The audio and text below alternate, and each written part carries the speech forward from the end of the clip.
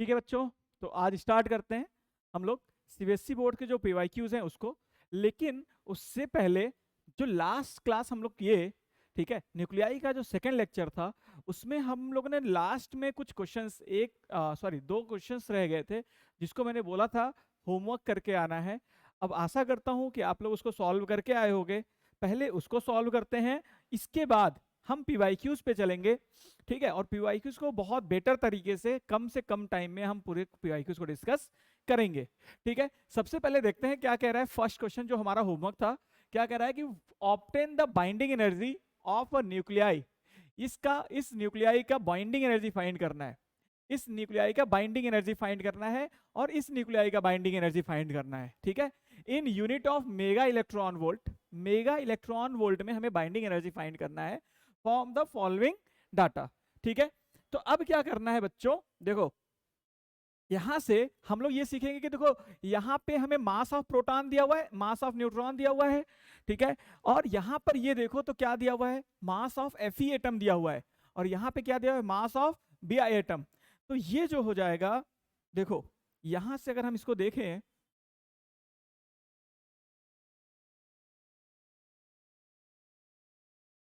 देखो तो ये बताओ, अगर हम बाइंडिंग एनर्जी ऑफ Fe निकालना चाहेंगे, मैं एक बार बाइंडिंग एनर्जी Fe का निकालूंगा, आप जो है Bi का एक बार वैसे ही सेम प्रोसेस से निकालना पड़ेगा। बाइंडिंग एनर्जी ऑफ Fe कैसे निकालेंगे भाई, तो हमें पता है कि Fe में कितने प्रोटॉन है, बोलो 26 प्रोटॉन है।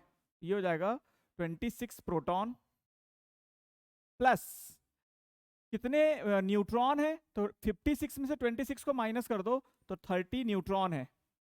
ठीक है, तो थ्योरेटिकल मास कितना आएगा, थ्योरेटिकल मास आ जाएगा बच्चों, ये हो जाएगा, बताओ 26 इंटू मास ऑफ प्रोटॉन कितना है, बोलो मास of proton plus 30 into mass of neutron, 30 into mass of neutron, ये हो जाएगा। अब ये तुम्हें कैलकुलेटर से कैलकुलेट करना है, यहां पर मास ऑफ प्रोटॉन रखना है और यहां पे मास ऑफ न्यूट्रॉन रखना है। ठीक है, और ये तुम्हारा आ जाएगा एएमयू में 26 इंटू, ये आ जाएगा 1.0078 u plus 30 into 1.0087 u m, यही यू को एएमयू ही बोलते हैं। अब इन दोनों को ऐड करना है तो कुछ वैल्यू आएगा एएमयू में, उसको जो भी वैल्यू आएगा, ठीक है, वो हो जाएगा एम थ्योरेटिकल, और एम एक्चुअल हमें दिया हुआ है। एक्चुअल हमें दिया हुआ है, कितना दिया हुआ है एक्चुअल, बताओ भाई।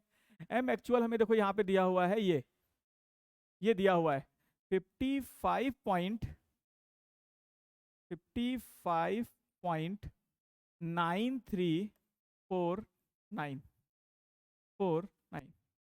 अब जब हम इसमें से इसको देखो, एक्चुअल और ये थ्योरेटिकल, थ्योरेटिकल ज्यादा होगा और एक्चुअल कम होगा, तो इसमें से इसको माइनस करेंगे। ठीक है, ये जो आएगा वैल्यू, ये जो वैल्यू आएगा इसमें से इसको माइनस करेंगे तो ये आ जाएगा डेल्टा एम। ये क्या आ जाएगा, delta m, m theoretical minus m actual, इसको माइनस करेंगे तो ये हो जाएगा। अब जो डेल्टा एम आया तो बाइंडिंग एनर्जी हम लोग निकाल लेंगे डेल्टा एम इंटू सी स्क्वायर, या एएमयू में है ना, अगर ये एएमयू में है और हमें मेगा इलेक्ट्रॉन वोल्ट में निकालना है एनर्जी को, तो सीधा सीधा 931.5 मेगा इलेक्ट्रॉन वोल्ट से मल्टीप्लाई कर देंगे तो आंसर आ जाएगा। इससे मल्टीप्लाई कर देंगे डेल्टा एन में तो ये आंसर आ जाएगा हमारा। ठीक, ये आ गया बाइंडिंग एनर्जी किसका, Fe का, ये आ गया बाइंडिंग एनर्जी Fe का। सेम प्रोसेस से हम इसका निकालेंगे बाइंडिंग एनर्जी। भाई कितने प्रोटॉन है 83, अब 208 में से 83 को माइनस कर दो तो उतने न्यूट्रॉन आ जाएंगे। फिर मास थ्योरेटिकल निकालना है तो 83 into mass of proton plus इसमें से माइनस सब करोगे, जो वैल्यू आएगा उसको मास ऑफ न्यूट्रॉन से मल्टीप्लाई कर दोगे तो मास ऑफ न्यूट्रॉन आ जाएगा। तो मास of proton, total mass of proton plus total mass of neutron कर देंगे तो ये थ्योरेटिकल मास आ जाएगा, माइनस एक्चुअल मास करेंगे तो डेल्टा एम आ जाएगा। ठीक, और डेल्टा एम आ जाएगा तो डेल्टा एम को इससे मल्टीप्लाई कर देंगे तो बाइंडिंग एनर्जी आ जाएगा। अब जब हमारे पास बाइंडिंग एनर्जी आ गया तो बाइंडिंग एनर्जी पर न्यूक्लियॉन निकालने के लिए हम क्या करेंगे, अगर Fe के लिए देख रहे हैं, जैसा Fe के लिए कर रहे हैं वैसा ही Bi के लिए भी कर लेंगे।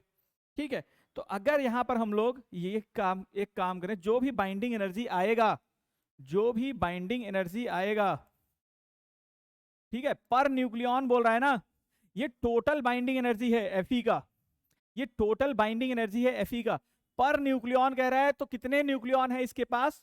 56। कितने न्यूक्लियॉन है? 56। तो 56 के से क्या कर देंगे? डिवाइड। वैसे ही जब इसका टोटल बाइंडिंग एनर्जी आएगा तो 208 से क्या कर देंगे? डिवाइड। तो ऐसे निकलेगा, बाइंडिंग एनर्जी दोनों का निकल जाएगा। फिर हम देखेंगे कि किसका बाइंडिंग एनर्जी ज्यादा है और किसका बाइंडिंग एनर्जी कम है। तो बेटा टाइम लगेगा, लेकिन सीखने के लिए अच्छा क्वेश्चन है। कैलकुलेटर का यूज करेंगे और इसको सॉल्व करेंगे, ठीक है। चलिए, तो इसको नोट कर लीजिए, फिर आगे बढ़ते हैं। नोट नहीं करना है बेटा, छापना नहीं है, छापना नहीं है, एक बार समझ लो, खुद से सॉल्व करो, समझने के बाद खुद से सॉल्व करो, छापना नहीं है बिल्कुल भी, ठीक है। हाँ, आगे बढ़ते हैं। देखो, अब इस क्वेश्चन में आते हैं। अच्छा क्वेश्चन है ये, अच्छा क्वेश्चन है। क्या कह रहा है? Calculate the electric potential energy due to electric repulsion between two nuclei of C12 atom they when they touch each other, ठीक है। तो जो अगर यहां पे अगर हम लोग देखें, देखो, तो अगर दो चार्ज अगर है Q1 Q2 और R डिस्टेंस पर है, तो इनके अंदर का पोटेंशियल, इनके बीच का पोटेंशियल एनर्जी, इनके बीच का पोटेंशियल एनर्जी क्या हो जाता है? K Q1 Q2 upon R, K Q1 Q2 by R। अब दो कार्बन एटम हैं, दो कार्बन एटम के न्यूक्लियस हैं, वो आपस में टच कर रहे हैं।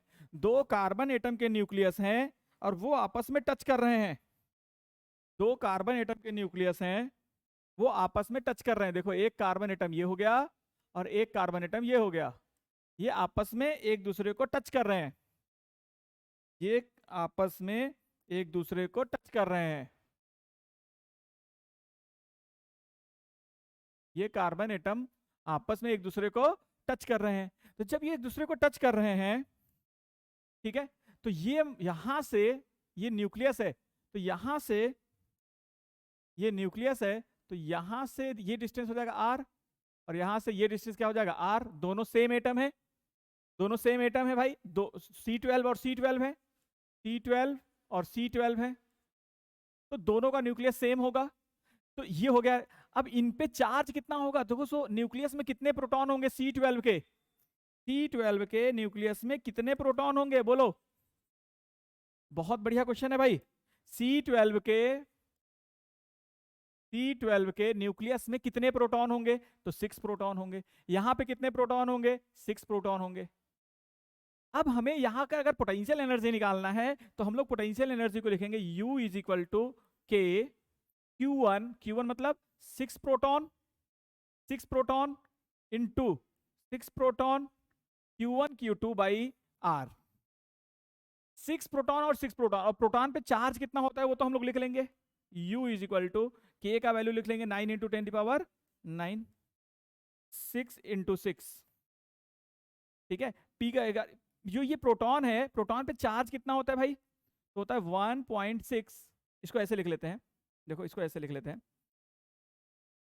देखो 6 इंटू 1.6 इंटू 10 के पावर -19 कूलम, ठीक है। इसका स्क्वायर कर दो, इसका square 6 into P, 6 into P, इसका स्क्वायर कर दिया, डिवाइड बाई R। अब हमें समझना पड़ेगा कि ये R का वैल्यू कैसे निकालेंगे। तो R इज इक्वल टू, याद करो क्या होता है, R0 1 के power 1/3। R is equal to, R0 का वैल्यू कितना होता है? 1.2 इंटू 10 के पावर -15, और A का कितना दिया हुआ है? 12 के पावर 1/3। यहां से R आ जाएगा और R को यहां रख दो, और कैलकुलेटर से कैलकुलेट कर लोगे तो क्या आ जाएगा?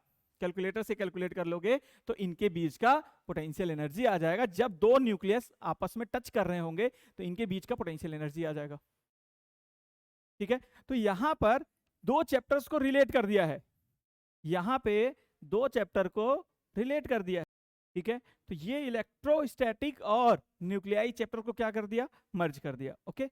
अब हम समझते हैं, यहां से स्टार्ट करते हैं पीवाईक्यूज।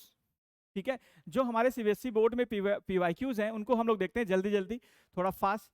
क्या रहा है फर्स्ट क्वेश्चन, मैं उम्मीद करता हूं कि ये सारे क्वेश्चंस एक बार एटलीस्ट ट्राई जरूर किए होगे, एटलीस्ट रीडिंग तो जरूर किए होगे, तो इसलिए फास्ट करने की कोशिश करते हैं। कि डिफरेंस कह रहा है कि the difference in mass of 7x nucleus and total mass of its constituent nucleon is 21U. The binding energy per nucleon for these molecules is equal to the energy equivalent of, फिर से समझते हैं।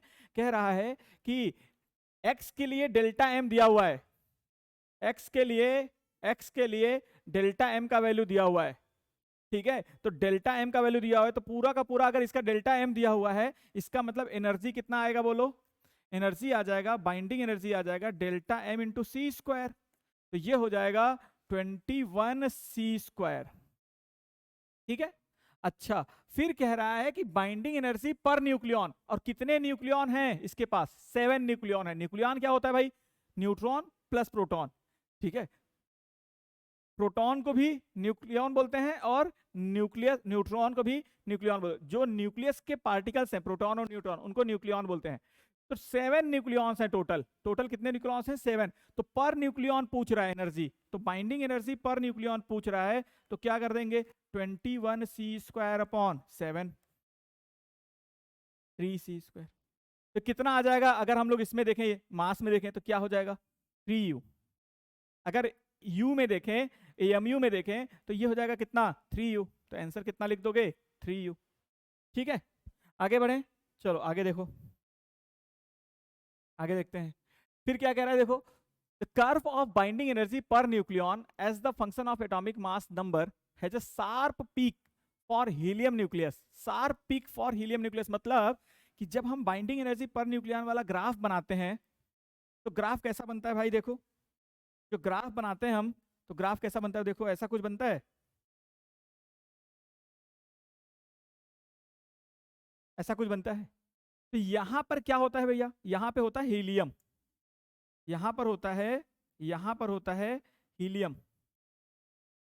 तो helium पे sharp pick है, इसका मतलब कि binding energy per nucleon helium का ज्यादा है, किससे, इसके आसपास के एटम से, इसके आसपास के एटम से, इसके आसपास के एटम से, ठीक है, या इसके आसपास के न्यूक्लियाई से। इसका मतलब ये अपने आसपास के न्यूक्लियाई से ज्यादा स्टेबल है, ये अपने आसपास के न्यूक्लियाई से ज्यादा स्टेबल है, कौन, हीलियम। तो क्या लिखोगे, more stable nucleus than its neighbours, than its neighbours, more stable than its neighbour, आसपास के लोगों से ज्यादा स्टेबल है। आगे बढ़े, नेक्स्ट देखो, which of the following statement is not true for nuclear force. कौन सा स्टेटमेंट है जो न्यूक्लियर फोर्स के लिए ट्रू नहीं है। तो देखो यहां पर ये जो स्टेटमेंट है, ये जो स्टेटमेंट है, they are always attractive, they are strong and they are stronger than Coulomb force, बिल्कुल सही है बेटा, बिल्कुल सही है कि ये हमेशा क्या होते हैं, स्ट्रॉन्गर होते हैं, किससे, कूलम्ब फोर्स से। फिर कह रहा है कि they have about the same magnitude for a different pair of nucleons, मतलब न्यूट्रॉन न्यूट्रॉन, न्यूट्रॉन प्रोटॉन और प्रोटॉन प्रोटॉन के बीच में सेम मैग्नीट्यूड का फोर्स लगता है, ठीक है, ये भी सही है। दे आर ऑलवेज अट्रैक्टिव, यहां पे थोड़ी बात करेंगे। फिर कह रहा है they saturated as the separation between two nucleus increase, nucleon increases. इसका मतलब ये सिर्फ और सिर्फ आसपास के न्यूक्लियन पे फोर्स लगाता है, दूर वाले न्यूक्लियन पे फोर्स नहीं लगाता, ये बात सही है। जब हम लोग पढ़े थे तो सैचुरेशन वाला इफेक्ट पढ़े थे, ठीक है। अच्छा, फिर ये कैसे हो गया सर, न्यूक्लियर फोर्स तो हम ये समझते हैं कि अट्रैक्टिव होता है, लेकिन नहीं। याद करो ये वाला ग्राफ, याद करो ये वाला ग्राफ जब हम लोग पढ़ रहे थे पोटेंशियल एनर्जी और डिस्टेंस का, पोटेंशियल एनर्जी और डिस्टेंस का, तो हम लोगों ने क्या देखा था कि ये कुछ ऐसा होता था। यहां पर फोर्स को कैसे लिखते थे, माइनस du/dr। जब du/dr क्या होता था भाई, स्लोप। तो जब यहां पर देखेंगे तो स्लोप क्या है, 0 है। इसका मतलब स्लोप 0 है तो फोर्स भी क्या होगा, 0 होगा। ये कब होता था, 0.8 फर्मी मीटर पे स्लोप क्या होता था, 0, और जब स्लोप 0 होता तो फोर्स भी क्या होता था, 0। Very good. जैसे ही इधर आते थे, जब 8 फर्मी मीटर से पास आते थे, तो यहां पर स्लोप क्या होता था, नेगेटिव, और यहां पे नेगेटिव रखोगे तो ये नेगेटिव और नेगेटिव क्या हो जाएगा, पॉजिटिव। तो फोर्स कैसा हो जाता था, रिपल्सिव। जब बहुत पास लाओगे दो न्यूक्लियन को, दो न्यूक्लियन को बहुत पास लाओगे, तो वो क्या करने लगेंगे, रिपल्सन करने लगेंगे। एक फिक्स डिस्टेंस है जहां तक वो अट्रैक्ट, इसके इधर ले जाओगे तो अट्रैक्ट करेंगे। जैसे मान लो एक न्यूट्रॉन और न्यूट्रॉन को पास में लाए, तब वो अट्रैक्ट कर रहे हैं, लेकिन बहुत ज्यादा पास लाओगे तो रिपल्सन भी होने लगेगा। देखो, अगर 0.8 फर्मी मीटर से कम पास दूरी ला दिए, 0.8 फर्मी मीटर से भी कम पास में ला दिए, तो क्या होने लगेगा, रिपल्सन होने लगेगा। ये चीजें, तो इसका मतलब ऑलवेज अट्रैक्टिव गलत हो गया भाई, ऑलवेज अट्रैक्टिव गलत हो गया। ठीक है, ये रिपल्सिव भी हो जाता है कब, जब 0.8 फर्मी मीटर से कम हो जाता है। ठीक है, आगे बढ़ते हैं। देखो, which of the following statement about the nuclear force is not true. कौन सा स्टेटमेंट है जो न्यूक्लियर फोर्स की रिगार्डिंग ट्रू नहीं है। कह रहा है, देखो, nuclear force is much weaker then Coulomb force. गलत है भाई, और यही पूछ रहा है कि कौन सा ट्रू नहीं है, तो ये ट्रू नहीं है। Nuclear force is much weaker then Coulomb force, बहुत गलत है भाई, ऐसी बातें हैं तो बहुत गलत है। ठीक है, तो आगे बढ़ते हैं, आगे बढ़ते हैं। देखो क्या कह रहा है, असर्शन रीजन के क्वेश्चंस करते हैं। देखो, जब भी असर्शन रीजन के क्वेश्चंस करो, असर्शन को पढ़ो और उसका रीजन खुद सोचो। The nucleus 7,3x is more stable than the nucleus Y34। कह रहा है मोर स्टेबल है। आगे देख लेते हैं कैसे भाई। इसमें कितने न्यूट्रॉन है बोलो, इसमें कितने न्यूट्रॉन है, 4। इसमें कितने न्यूट्रॉन है बोलो, इसमें कितने न्यूट्रॉन है, 4। और कितने प्रोटॉन है, 3। तो 4/3 कितना आ जाएगा, 1.33 समथिंग आ जाएगा। इसमें देखो जरा, तो ये हो जाएगा, ठीक है, और ये हो जाएगा 4/3। एक मिनट, वेट वेट वेट, ये तो ठीक है, ये भी 4/3 और ये भी 4/3। दोनों का न्यूट्रॉन और प्रोटॉन का रेशियो तो सेम है, न्यूट्रॉन और प्रोटॉन का रेशियो सेम है, लेकिन सॉरी सॉरी सॉरी, एक मिनट एक मिनट एक मिनट एक मिनट, नहीं नहीं, वेट वेट, यहां पर न्यूट्रॉन कितने हैं, 4, प्रोटॉन कितने हैं, 3। लेकिन यहां पर देखो तो न्यूट्रॉन कितने हैं, 1, और प्रोटॉन कितने हैं, 3। 4 में से 3 को माइनस करोगे तो 1 आएगा ना, 4 में से 3 को माइनस करोगे तो 1 आएगा ना, तो 1 न्यूट्रॉन और 3 प्रोटॉन, तो 1/3 4/3। न्यूट्रॉन प्रोटॉन का रेशियो जिसका ज्यादा होता है वो ज्यादा स्टेबल होता है, तो इन दोनों में ये ज्यादा स्टेबल होगा, बिल्कुल सही है। और इसका रीजन ये होना चाहिए कि न्यूट्रॉन प्रोटॉन का रेशियो इसका ज्यादा है, इसलिए स्टेबल है। जबकि रीजन में कह रहा है कि ये एक्स जो है contain more number of proton, गलत कह रहा है। एक्स और वाई के पास, दोनों के पास सेम नंबर ऑफ प्रोटॉन है, 3 प्रोटॉन 3 प्रोटॉन। तो इसका मतलब ये स्टेटमेंट ही गलत है, ये जो स्टेटमेंट है ये गलत है। तो कौन सा आंसर हो जाएगा, assertion is correct but reason is incorrect, तो ये हो जाएगा C, assertion is correct but reason is incorrect. आगे बढ़ते हैं, देखो आगे ये कह रहा है कि assertion क्या बोल रहा है, देखो, initially it was believe that mass and energy are conserve separately in a nuclear reaction. बिल्कुल, पहले ऐसा माना जाता था कि मास और एनर्जी क्या है, अलग अलग है, क्योंकि पहले लोगों को ये फॉर्मूला जो आइंस्टाइन ने दिया वो पता नहीं था, इसलिए ऐसा माना जाता था। इसका रीजन क्या है कि पहले ऐसा कोई एक्सपेरिमेंट ही नहीं हुआ था जिससे ये रिलेट किया जाए कि मास और एनर्जी अलग अलग, सॉरी एक ही चीज है। बाद में according to the Einstein, one can convert mass energy into other form of energy. मतलब ये है कि ये तो ठीक है, ये भी ठीक है, ये भी ठीक है, पहले ऐसा लोग मानते थे, और बाद में आइंस्टाइन ने ये बोला कि मास और एनर्जी को एक दूसरे में कन्वर्ट कर सकते हैं। तो ये भी करेक्ट है, लेकिन ये भी करेक्ट है, लेकिन ये इसका रीजन नहीं है। क्योंकि ये ऐसा क्यों लोग मानते थे, क्योंकि उनको पता नहीं था, आइंस्टाइन का इक्वेशन उनको पता नहीं था, ठीक है, इसलिए ऐसा लोग मानते थे। इसका रीजन क्या है, उस समय ये रीजन होगा कि उसमें लोगों को पता ही नहीं था। ठीक है, उसमें ऐसा कोई एक्सपेरिमेंट हुआ ही नहीं था, बाद में ये एक्सपेरिमेंट हुआ तब पता चला ना। तो ये दोनों ही करेक्ट है, लेकिन रीजन ये जो है एप्रोप्रिएट इसका रीजन नहीं है। तो इसका आंसर क्या हो जाएगा? बी। इसका आंसर क्या हो जाएगा? बी। सेवेंथ कह रहा है कि nuclear force between neutron and neutron, proton proton, proton proton, sorry, neutron neutron, proton neutron and proton proton is approximately the same. बिल्कुल सही है, सबके बीच में, चाहे वो न्यूट्रॉन न्यूट्रॉन हो, चाहे प्रोटॉन प्रोटॉन हो, चाहे प्रोटॉन न्यूट्रॉन हो, सबके बीच में न्यूक्लियर फोर्स क्या होता है? सेम होता है। Very good. इसका रीजन खुद सोचो। तो इसका रीजन ये है कि अगर न्यूट्रॉन न्यूट्रॉन के बीच में फोर्स सेम है और प्रोटॉन के बीच में फोर्स सेम है, न्यूक्लियर फोर्स, इसका मतलब न्यूक्लियर फोर्स चार्ज पे डिपेंड नहीं करता। और क्या वही रीजन लिखा हुआ है? देखो, the nuclear force does not depend on the electric charge. Very good, ये भी सही है, ये भी सही है, और ये इसका करेक्ट एक्सप्लेनेशन भी है। तो ये इसका आंसर क्या आ जाएगा? A. Binding energy per nucleon is practically constant for middle mass number 30 to 170. Binding energy per nucleon is practically constant. बिल्कुल सही कह रहा है भाई। जब हम ग्राफ बनाते थे तो जो ग्राफ बन के आता था, क्या आता था? देखो, जो ग्राफ बन के आता था वो कुछ ऐसा आता था। जो ग्राफ बन के आता था वो कुछ ऐसा आता था, ऐसा। 30 से लेकर 170 तक के बाइंडिंग एनर्जी पर न्यूक्लियन क्या होते थे? लगभग लगभग कांस्टेंट होते थे। इसका रीजन ये है कि ये मोर स्टेबल, ठीक है, मोर स्टेबल, या ये बोल सकते हो कि इनके जो न्यूक्लियस है वो पास पास है, लेकिन इनके जो न्यूक्लियस, इनके जो न्यूक्लियन है, न्यूक्लियन मतलब न्यूक्लियन जो होते हैं, ठीक है, वो क्या हो जाएंगे? न्यूक्लियन की अगर बात करें तो ये हो जाएगा न्यूट्रॉन न्यूट्रॉन या न्यूट्रॉन प्रोटॉन। इनका जो एटम है, एटम का साइज लार्ज है, तो इनके न्यूट्रॉन और न्यूट्रॉन के बीच की दूरी, न्यूट्रॉन और प्रोटॉन के बीच की दूरी ज्यादा हो गई, तो ये क्या हो गए हैं? अनस्टेबल। ये हो गए अनस्टेबल।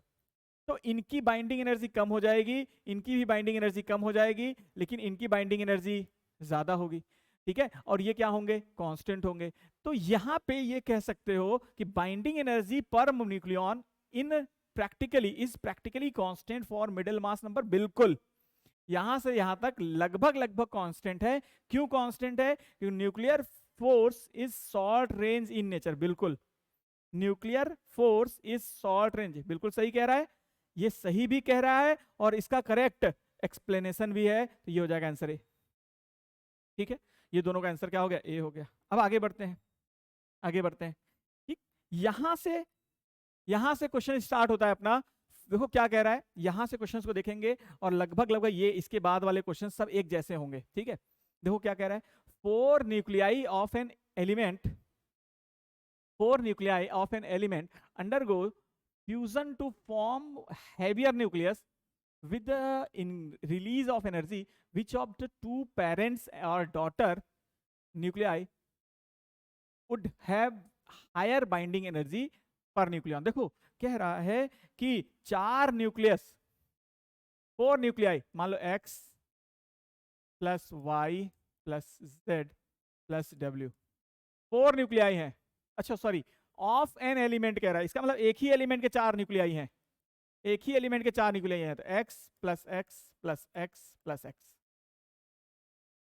ठीक है, और ये मिलके क्या बन गया? मान लो ये बन गया y। तो ये क्या है? ये पेरेंट न्यूक्लियाई। इसको जो जो रिएक्टेंट होता है ना उसको बोलते हैं पेरेंट, इसको बोलते हैं पेरेंट न्यूक्लियाई, और जो बनता है इसको बोलते हैं daughter nuclei, daughter nuclei, parent nuclei और डॉटर न्यूक्लियाई।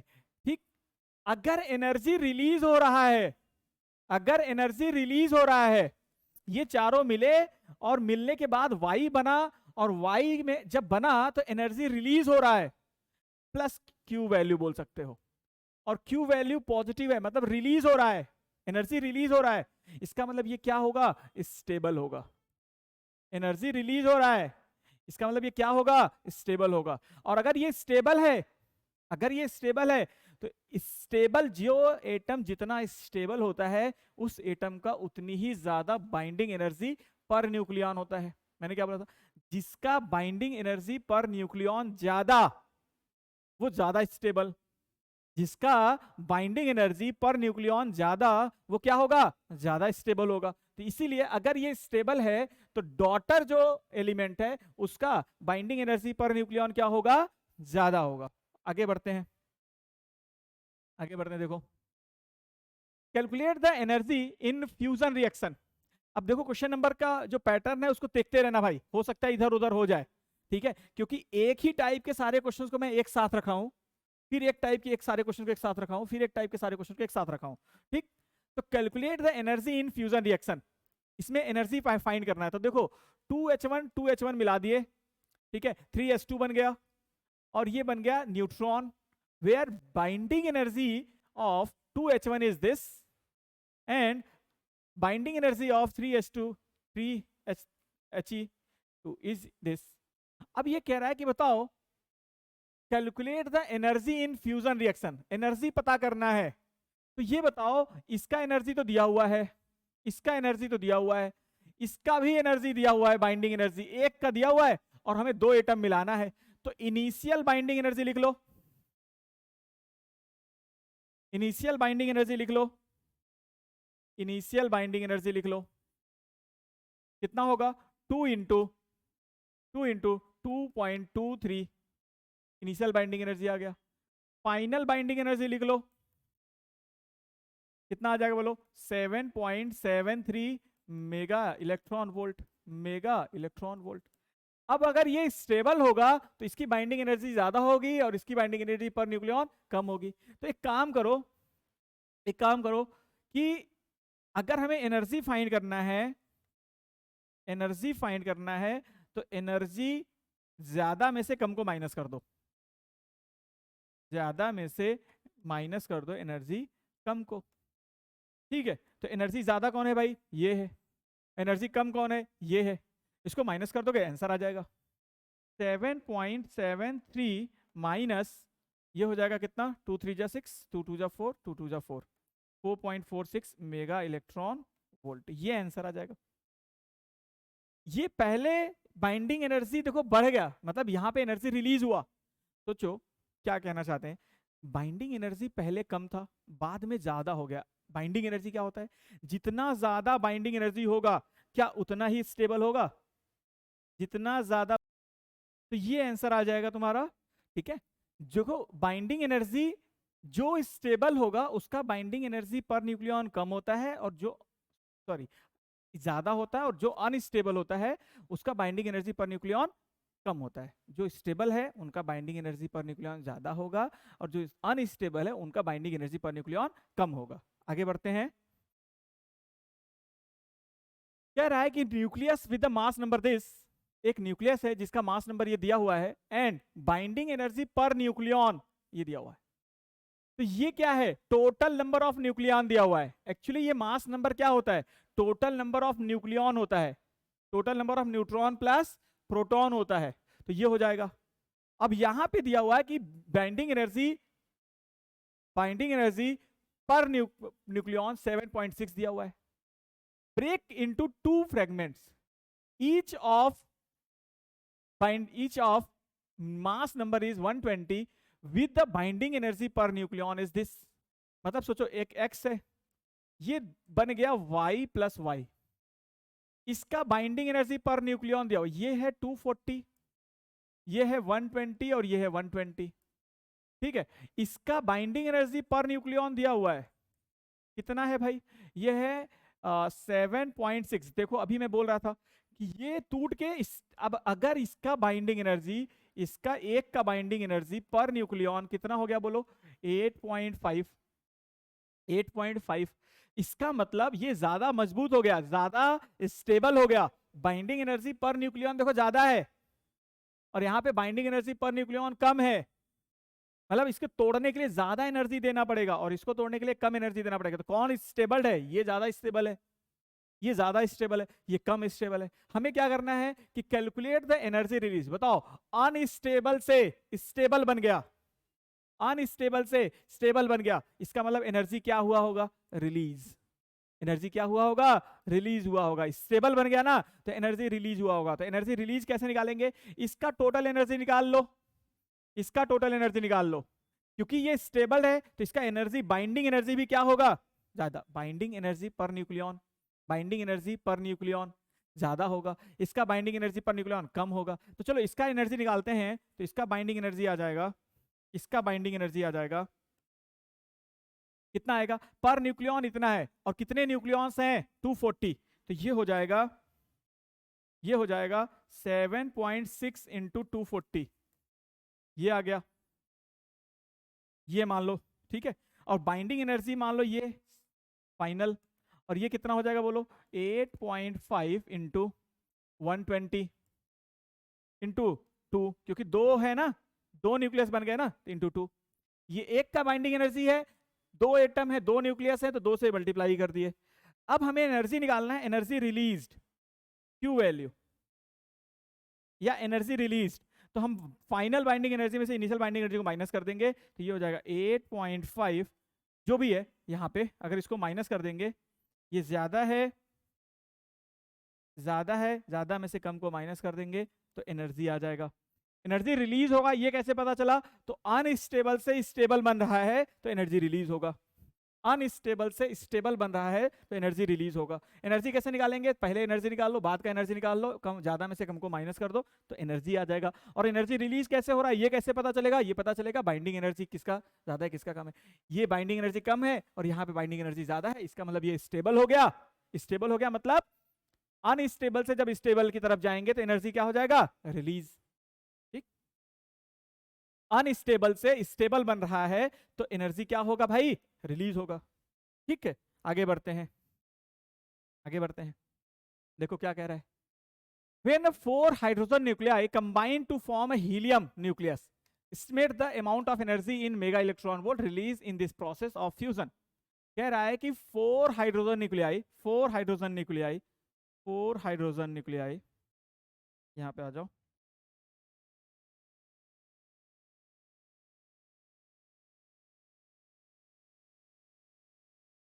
ठीक है, 4 हाइड्रोजन न्यूक्लियाई,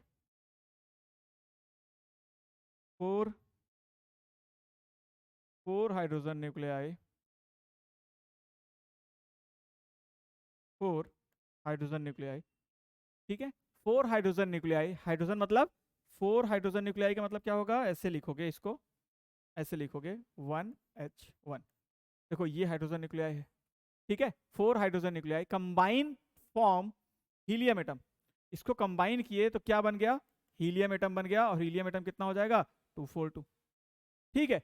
अच्छा, फिर क्या कह रहा है, okay, estimate the amount of energy in mega electron volt released in this process of fusion, neglect the mass of electrons and neutrons।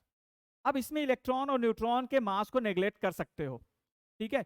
तो 4 हाइड्रोजन एटम और न्यूक्लियस, ये क्या बन गया, helium atom.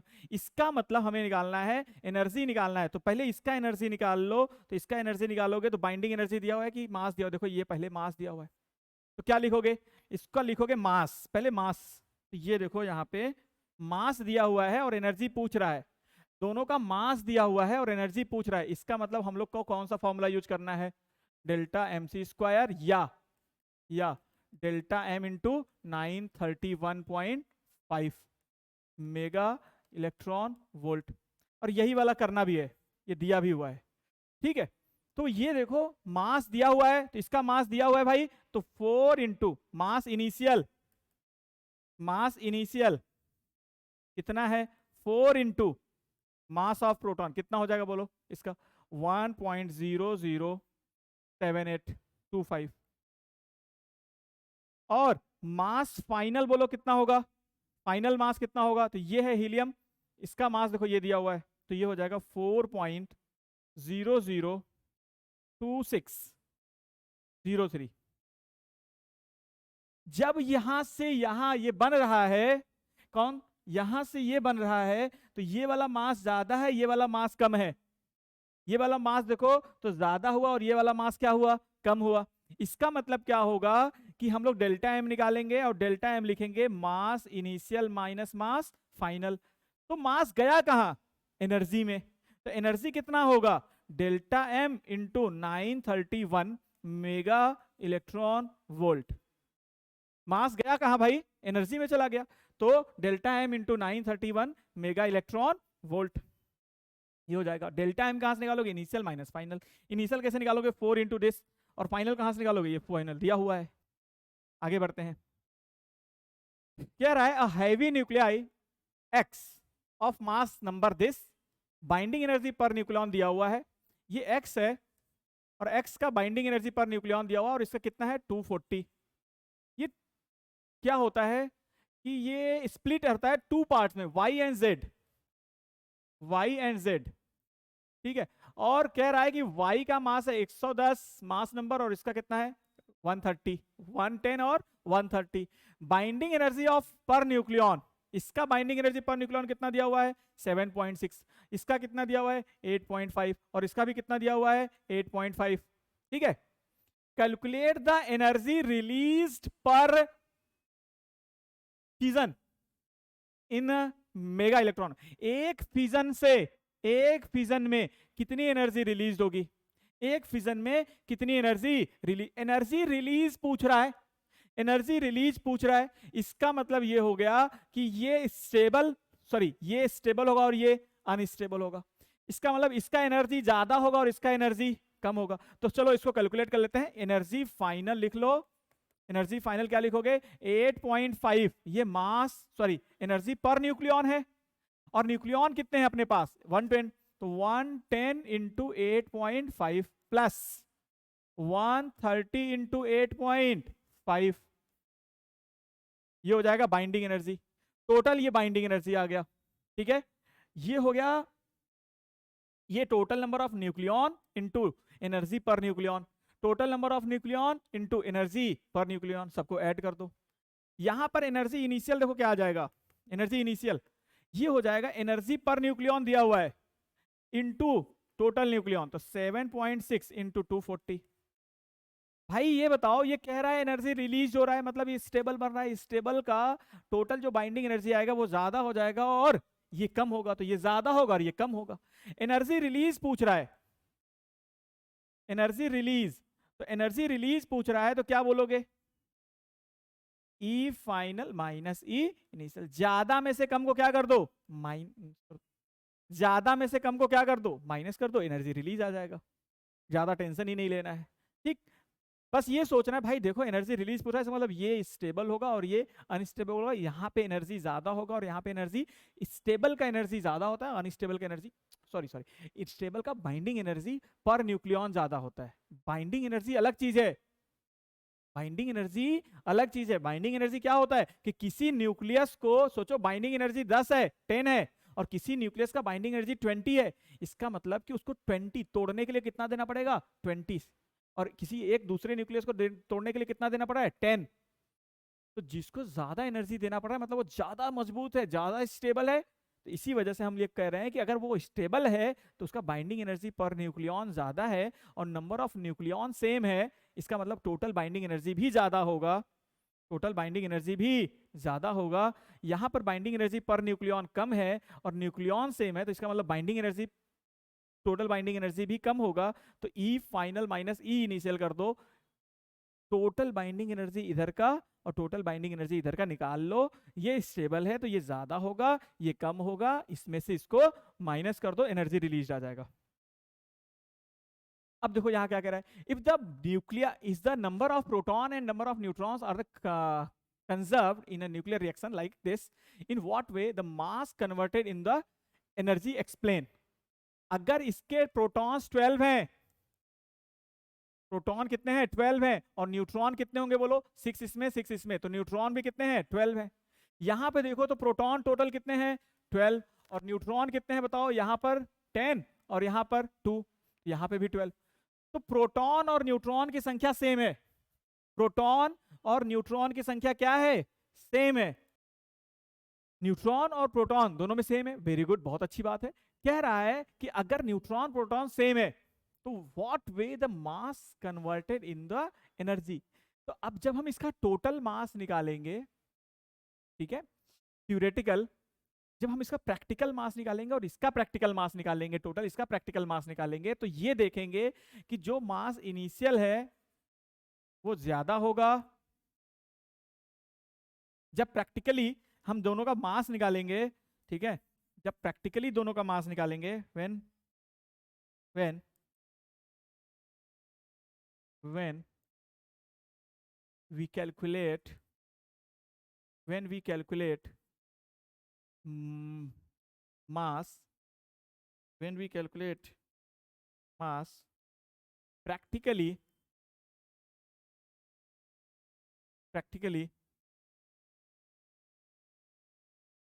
of reactant and product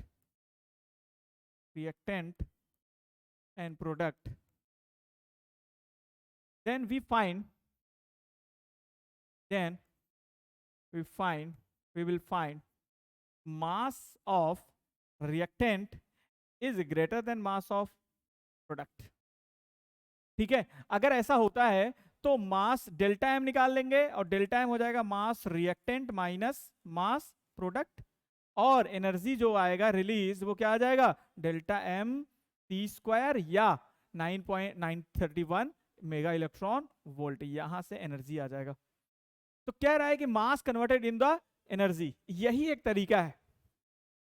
भले ही neutron proton same है, लेकिन जब हम लोग एक्सपेरिमेंटली मास निकालेंगे तो कुछ ना कुछ जो है वो मास यहाँ पे टोटल मास यहाँ से जो आएगा ज्यादा, यहाँ का मास ज्यादा होगा और यहाँ का मास कम होगा। जब एक्सपेरिमेंटली देखेंगे तो मास कम होगा, तो जो मास कम हुआ है वही किस में कन्वर्ट हो जाएगा, एनर्जी में। और यही तुम्हें पूरी कहानी यहाँ पे चिपकानी है। आगे बढ़ते हैं। कह रहा है कि define the term mass defect, how it is related to stability of nucleus. वही जो कहानी हम लोगों ने डिस्कस किया था कि जब न्यूक्लियस का फॉर्मेशन होता है तो जो न्यूट्रॉन और प्रोटॉन का टोटल मास आता है, जो थ्योरेटिकल मास होता है, और जब एक्सपेरिमेंटल मास निकालते हैं तो एक्सपेरिमेंटल मास थ्योरेटिकल मास से कम होता है। तो इसका मतलब कुछ ना कुछ मास कम हुआ है और वही मास कन्वर्ट हो जाता है किसके फॉर्म में, एनर्जी के फॉर्म में। किसके फॉर्म में, एनर्जी के फॉर्म में। आगे बढ़ते हैं। Calculate for how many years will the fusion of 2 kg deuterium keep 800 watt electric lamp glowing, take the fusion reaction। अगर एक फ्यूजन रिएक्शन हो रहा है और एनर्जी निकल रहा है और उस एनर्जी से हम बल्ब जला रहे हैं, ठीक है, और बल्ब कितने वॉट का है भाई, 800 वॉट का। बल्ब कितने वॉट का है, 800 वॉट का। तो इस 800 वॉट के बल्ब को हम कितने सालों तक जला सकते हैं इस रिएक्शन के थ्रू। अगर हम 2 kg का ड्यूटेरियम, 2 kg का, ये ड्यूटेरियम है भाई, ये ड्यूटेरियम है, तो अगर हम 2 kg का ड्यूटेरियम ले लें और उनको रिएक्शन कराएं तो कितने साल तक हम ये बल्ब जला सकते हैं। आओ देखें, ये बताओ कि देखो, ये बताओ एक रिएक्शन, एक एटम के रिएक्शन में कितनी एनर्जी निकल रही है, इतनी। ठीक है भाई, 2 kg में हम पता करते हैं कि 2 kg में कितने ग्राम होते हैं, 2000 ग्राम। और अगर हमें 2000 ग्राम में मोल पता करना है तो ड्यूटेरियम का मास कितना हो जाएगा, 2, तो 2 से डिवाइड कर दो, तो ये आ गया मोल। मोल कितना आ गया भाई, 1000 मोल आ गया। 1000 मोल में कितने नंबर ऑफ एटम्स होते हैं बोलो, तो नंबर ऑफ एटम्स हो जाएगा 1000 इंटू 6.022 इंटू 10 के पावर 23, इतना हो गया। इतने एटम्स होते हैं। अब अगर इतने एटम्स हैं इसको हम लोग ऐसे लिख सकते हैं क्या, 6.022 इंटू 10 के पावर 26, इतने एटम्स हैं। अब 2 एटम के रिएक्शन में इतनी एनर्जी निकलती है, 2 एटम के रिएक्शन में कितनी एनर्जी निकलती है, 3.27। तो एक एटम में कितनी एनर्जी निकलेगी, 3.27 divide by 2 mega electron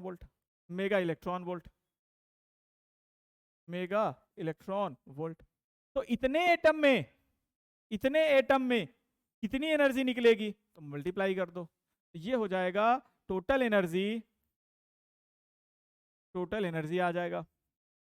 total energy कितना आ जाएगा भाई, तो 3.27 डिवाइड बाई 2 इंटू 6.022 इंटू 10 की पावर 26, ये आ गया टोटल एनर्जी, ये आ गया टोटल एनर्जी।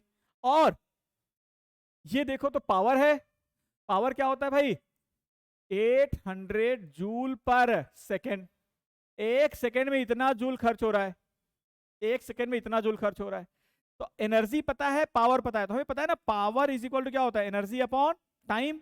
तो टाइम इज इक्वल टू क्या हो जाएगा, एनर्जी अपॉन पावर। तो टाइम इज इक्वल टू हो जाएगा टोटल जो एनर्जी आया है 3.27 इंटू, इसको डिवाइड कर दो तो ये हो जाएगा 3.011 इंटू 10 की पावर 26 डिवाइड बाई, यहां पे पावर से डिवाइड कर दो, पावर कितना है 800, तो 800 से डिवाइड कर दोगे तो ये क्या आ जाएगा, इतना सेकेंड आ जाएगा, इतना सेकेंड आ गया। इस सेकेंड में ये जो भी सेकेंड आया है, ये जो भी सेकेंड आया है, ठीक है, अगर इसको हम लोग सॉल्व करें तो ये 0 0 कट जाएगा तो 24 हो जाएगा, ये 24 हो जाएगा। और इसको मल्टीप्लाई करके जो भी वैल्यू आएगा, अब ये आया सेकेंड में, किस में आएगा भाई, सेकेंड में आएगा, सेकेंड में आएगा। अब अगर हम इसको मान लो कि कुछ भी आया, मान लो कि ए सेकेंड आ गया, ए सेकेंड, अब इसको हम किस में कन्वर्ट करना है भाई, ईयर में, किसमें कन्वर्ट करना है, ईयर में। देखो हाउ मेनी ईयर पूछ रहा है, जबकि ये आया है सेकेंड में। तो जब हमें मान लो ए सेकेंड आया, सपोज करो ए सेकेंड आया है, इसको हमें ईयर में कन्वर्ट करना है, ए सेकेंड को ईयर में कन्वर्ट करना है, ठीक है। तो कितना होगा बोलो, ए अपॉन, मिनट में पहले चेंज करो, मिनट में चेंज करने के लिए 60 से डिवाइड करोगे, फिर आवर में चेंज करो तो 60 से डिवाइड करोगे, फिर डे में चेंज करो तो 24 से डिवाइड करोगे, और फिर 365 से डिवाइड करोगे। तो ये आंसर आएगा इन ईयर में, ईयर में आंसर आ जाएगा, ठीक है।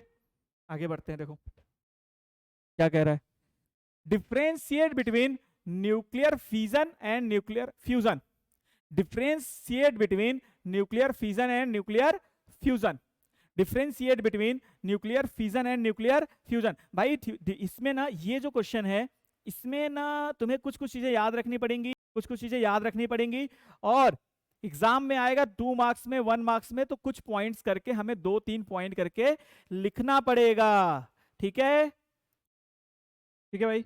तो हमें न्यूक्लियर फिजन और फ्यूजन में कुछ पॉइंट्स हैं जो याद रखने हैं। क्या पॉइंट्स हैं भाई, देखो फिजन जो होता है वो क्या होता है, splitting of large nuclei into smaller one, splitting of large nuclei into smaller one, ये कौन होता है, fission. Fission does not occurs normal in temperature, normally nature में अकर नहीं करता है। देखो बड़े न्यूक्लियाई का छोटे न्यूक्लियाई में टूटना फ्यूजन, फ्यूजन क्या होता है, छोटे न्यूक्लियाई का कंबाइन होके बड़ा न्यूक्लियाई बनना फ्यूजन। ये जो फ्यूजन रिएक्शन है वो नेचर में नॉर्मली अकर नहीं करता है, लेकिन फ्यूजन रिएक्शन कहीं हम लोग स्टार्स में, जो जैसे कोई सन है, जैसे कोई कैसे हम लोग जैसे सन पे हम लोग देखेंगे तो वहां पे फ्यूजन रिएक्शन कंटिन्यू हो रहा है, कंटिन्यू चल रहा है। तो फ्यूजन रिएक्शन नॉर्मली अकर नहीं करेगा, जबकि फ्यूजन रिएक्शन स्टार्स में, सन पे कंटिन्यू चल रहा है। Fusion requires critical mass, high speed of neutron at room temperature, ये रूम टेम्परेचर पर ही फ्यूजन जो रिएक्शन है वो रूम टेम्परेचर पर किया जा सकता है।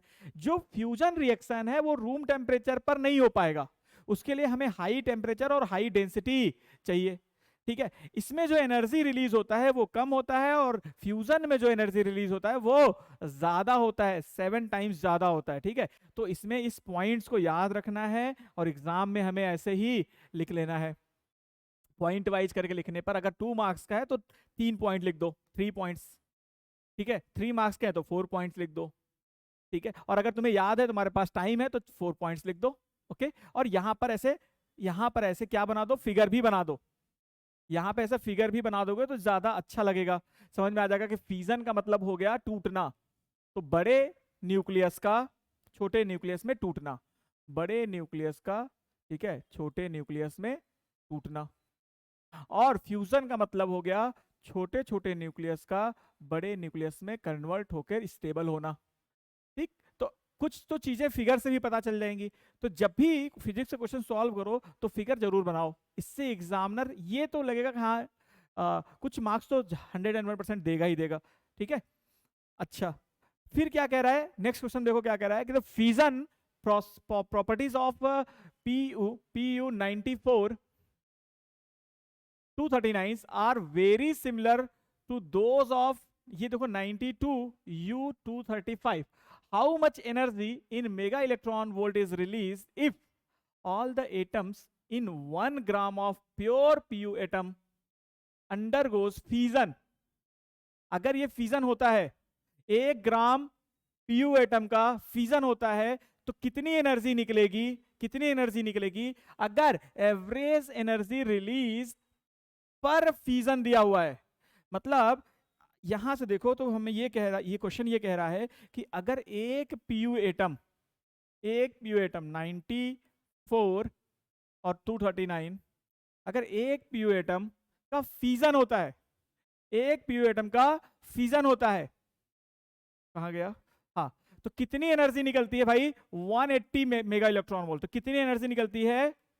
180 mega electron volt, 180 mega electron volt. अगर एक एटम का फिजन होता है, एक एटम का फिजन होता है तो जो एनर्जी निकलती है वो कितनी निकलती है? 180 मेगा इलेक्ट्रॉन वोल्ट। ठीक है, पर फिजन। तो 1 ग्राम एटम में कितना निकलेगा? तो पहले 1 ग्राम में पता करो कितने एटम होंगे, तो नंबर ऑफ मोल निकालो पहले। तो 1 ग्राम डिवाइड बाई 239 ग्राम, तो ये क्या आ जाएगा बोलो? ये आ जाएगा मोल, ये आ गया मोल 1/239, 1/239 ग्राम, तो ये हो जाएगा मोल। अब number, total number of atom निकालना है, तो 1/239 इंटू 6.022 इंटू 10 के पावर 23, 10 की पावर 23,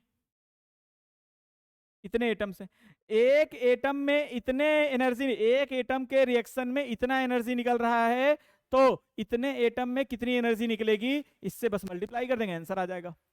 एक PU एटम जो है, एक PU एटम कितना एनर्जी दे रहा है? 180 mega electron volt.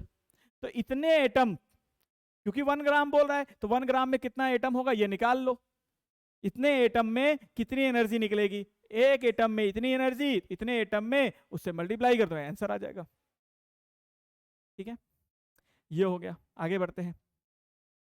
How long can an electric lamp of 100 watt be kept glowing by fusion of 2 kg deuterium?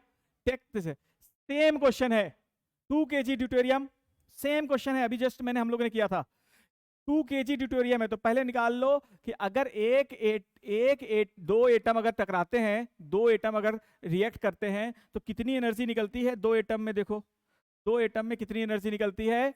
3.27 mega electron volt. दो एटम में, 2 एटम्स में कितनी एनर्जी? 3.27। तो 1 एटम से कितनी एनर्जी हो जाएगी? तो इसका हाफ कर दो, तो 3.27/2, इतनी एनर्जी हो जाएगी। अब हमारे पास एटम कितने हैं ये देख लो, तो 2 kg में कितना मोल होगा बोलो? तो 2000 ग्राम डिवाइड बाई कितने मोल्स भाई? 2 ग्राम, तो ये हो जाएगा 1000 मोल हो जाएगा। 1000 मोल में कितने से गुणा कर दो? एवोगैड्रो नंबर से गुणा कर दो, तो क्या आ जाएगा? टोटल नंबर ऑफ एटम आ जाएगा। टोटल नंबर ऑफ एटम कितना आ जाएगा बोलो? तो ये हो जाएगा 6.022 इंटू 10 की पावर 23 होता था, अभी 3 और जोड़ दो तो 26 हो गया। एक एटम में इतनी एनर्जी, तो इतने एटम में कितनी एनर्जी? तो टोटल एनर्जी लिखोगे तो ई टोटल हो जाएगा कितना? 6.022 इंटू 10 के पावर 26 डिवाइड बाई, एक एटम में इतनी एनर्जी हो रही है तो इतने एटम में कितनी एनर्जी हो जाएगी? तो मल्टीप्लाई कर देंगे, डिवाइड नहीं। एक एटम में इतनी एनर्जी निकल रही है तो इतने एटम में कितनी एनर्जी निकलेगी? अगर इतने एटम है तो कितने रिएक्शन होंगे? तो भाई वहां से जो एनर्जी आएगी, टोटल एनर्जी आएगी, इनका मल्टीप्लाई कर दो, इनका मल्टीप्लाई कर दो। 6.022 इंटू 10 के पावर 26 इंटू इसका मल्टीप्लाई कर दो 3.27 डिवाइड बाई 2, इसका मल्टीप्लाई कर दिया, टोटल एनर्जी आ गया। अब टोटल एनर्जी को देखो यहां से पावर है, तो टाइम इज इक्वल टू क्या हो जाएगा, एनर्जी अपॉन पावर। तो आ जाएगा एनर्जी कितना आया भाई, 6.022 इंटू 10 की power 26 D into 3.27/2 divide by power कितना आया बोलो 100, डिवाइड कर देंगे। और फिर ये टाइम आएगा किसमें, सेकंड में। इसको डिवाइड करेंगे किससे, 60 से, तो मिनट आ जाएगा, फिर 60 से करेंगे तो आवर आ जाएगा, फिर 24 से करेंगे तो डे आ जाएगा, और फिर 365 से करेंगे तो क्या आ जाएगा, ईयर आ जाएगा। ठीक है, तो ये हो जाएगा, ये जो आंसर आएगा यहां से जो आंसर आएगा इसको यहां रख दो, इससे डिवाइड कर दो, तो ये क्या आ जाएगा, ईयर में आ जाएगा। ये किस में आ जाएगा, ईयर में आ जाएगा। ठीक, ये क्वेश्चन एक बार कर भी चुके हैं, तो उसी बेस पर है। कह रहा है in a typical reaction, nuclear reaction, ये रिएक्शन दिया हुआ है, although the number of nucleon is conserve at energy is released how. कैसे एनर्जी, देखो कह रहा है कि नंबर ऑफ न्यूट्रॉन और नंबर ऑफ प्रोटॉन, देखो यहाँ पे तो प्रोटॉन 2 है, तो प्रोटॉन 2 है, न्यूट्रॉन कितने हैं यहाँ पे बोलो, 1, यहाँ पे कितने हैं, 1, ठीक है, ये एक न्यूट्रॉन है। और कह रहा है कि although number of nucleon is conserve then energy is, और यहाँ पर कितने न्यूट्रॉन हो गए बताओ, यहाँ पे न्यूट्रॉन है 1 और यहाँ पे है 1, तो टोटल न्यूट्रॉन इधर कितने हैं 2, और इधर भी कितने हैं 2, टोटल प्रोटॉन इधर कितने हैं 2 और इधर कितने हैं 2। तुम सोच रहे हो यहाँ पर न्यूट्रॉन कैसे निकाल दिए, 3 में से 2 को माइनस कर दो, न्यूट्रॉन आ जाएगा। ठीक है, तो इधर भी न्यूट्रॉन इधर न्यूट्रॉन, सब कुछ सेम है, तो ये एनर्जी आया कैसे, ये एनर्जी आया कैसे, इसका एक्सप्लेनेशन देना है। और इसका एक्सप्लेनेशन अभी हमने दिया था कि जब हम एक्सपेरिमेंटली इनिशियल मास कैलकुलेट करेंगे और फाइनल मास कैलकुलेट करेंगे, तो जो फाइनल मास आएगा वो कम होगा इनिशियल मास से, तो डेल्टा एम आया, और वही डेल्टा एम एनर्जी में कन्वर्ट हो गया। ये कौन बताया था, आइंस्टाइन के अकॉर्डिंग। ठीक है, आगे बढ़ते हैं, वो पूरा जो एक्सप्लेनेशन है वो तुम्हें लिखना है। कह रहा है कि टिपिकल रिएक्शन यहाँ पे दिया हुआ है, although the number of nucleon is conserved, ये सेम क्वेश्चन है भाई, सेम क्वेश्चन है पिछला वाला। so that nuclear density in a given nucleus is independent of mass number। अब वो वाला हमें एक्सपेरिमेंट करना होगा जिसमें डेंसिटी क्या होता है, कांस्टेंट होता है। तो ये वाला हमें देखो क्या लिखना पड़ेगा, R is equal to R naught A के पावर 1/3, तो V इज इक्वल टू हो जाएगा 4/3 pi are cube, are cube की जगह क्या लिखेंगे, आर नॉट क्यूब इंटू ए। और मास क्या होता है भाई, तो मास होता है ए इंटू मास ऑफ प्रोटॉन। अगर कोई ऐसा एटम है Z और A, तो इसका मास क्या हो जाएगा, A into mass of proton, या A लिख दो सिर्फ। तो डेंसिटी क्या हो जाएगा, मास अपॉन वॉल्यूम, ये हो जाएगा A into mass of proton divide by 4/3 pi R nought cube into A से A कट गया। तो यहां से ये समझ में आता है कि डेंसिटी जो है वो मास नंबर पे डिपेंड नहीं करता, मास नंबर पे डिपेंड नहीं करता। which value which physical quantity in a nuclear reaction is the observed equivalent, q value क्या होता है भाई, जब ये होता है कि x जो है वो y और z में कन्वर्ट होता है, तो एक q वैल्यू मतलब एक एनर्जी रिलीज होता है। वो एनर्जी किस फॉर्म में होगा, वो एनर्जी किस फॉर्म में होगा, तो वो जो एनर्जी है, जो Q वैल्यू आ रहा है, वो या तो हीट में होगा या काइनेटिक एनर्जी के फॉर्म में होगा। जो न्यूट्रॉन निकलता है उसका काइनेटिक एनर्जी, इसका काइनेटिक एनर्जी, इसका ऐसा टूटेगा। अगर ये एटम है और ये जब टूटेगा तो ऐसा थोड़ी कि वही ऐसे टूटा और यूं टूट के वहीं तो रहेगा नहीं भाई, टूटेगा। जब बम फूटता है तो ये बम आया और फट गया, ऐसे रुक गया यहीं पे, ऐसा तो होगा नहीं। बम फटेगा तो काइनेटिक एनर्जी उसके पास आएगी, तो जो एनर्जी आया वो कहां से आया, वही तो है ये एनर्जी। वो एनर्जी या तो काइनेटिक एनर्जी में या हीट एनर्जी में या दोनों में चली जाएगी। जो एनर्जी लॉस हुआ यहां से, इसका मास ज्यादा इसका मास कम, तो जो एनर्जी लॉस हुआ उसी को बोलते हैं क्यू वैल्यू।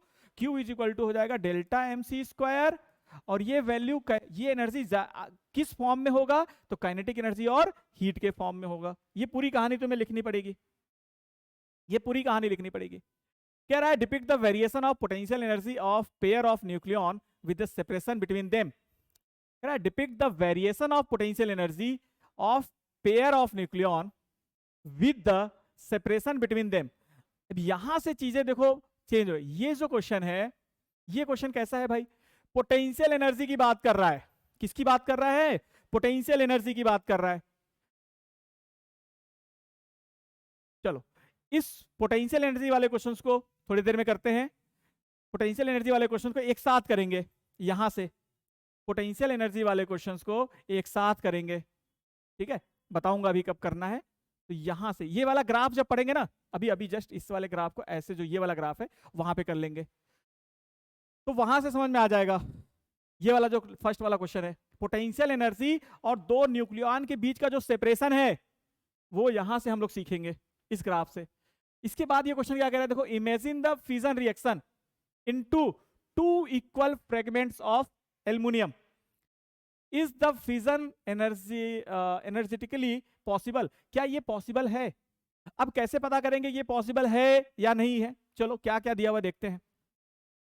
इसका मास दिया हुआ है और इसका मास दिया हुआ है, तो एक काम करो, यहां से Fe जो एटम है वो कन्वर्ट होगा Al एटम में, और ये कितना है भाई? 26, ये है 26 और 56, ये है 13 और ये कितना है? 28, ये है 28। अब क्या करना है, देखो यहां पे एक अगर आयरन एटम टूटता है तो देखो इसको दो एटम बनना चाहिए, देख लो, क्योंकि हमें ये बैलेंस करना है ना, देखो ये बैलेंस करना है, तो दो एटम बनना चाहिए। अगर ये दो एटम बन रहा है और ये जो Q वैल्यू आया, Q वैल्यू निकालेंगे। Q वैल्यू कैसे निकालेंगे? तो Q वैल्यू निकालेंगे डेल्टा M C स्क्वायर से, डेल्टा M C स्क्वायर से। और डेल्टा M कैसे निकालेंगे? तो देखो इसका मास, पहले इसका मास देखो कितना है, ये है, इसके मास में 2 से मल्टीप्लाई कर दो तो ये वाला मास आ जाएगा। ये वाले मास में से इस वाले मास को माइनस कर दो, देखो 55.93, तो इसमें 2 से मल्टीप्लाई करो,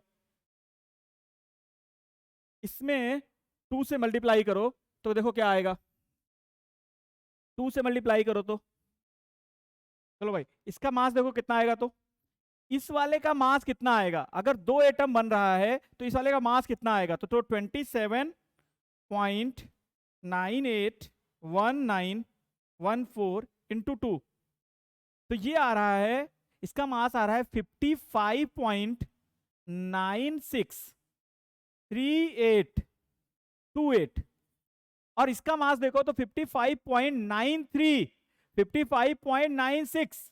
ये वाला मास हो गया ज्यादा और ये वाला मास हो गया कम, ये वाला मास ज्यादा और ये वाला मास कम।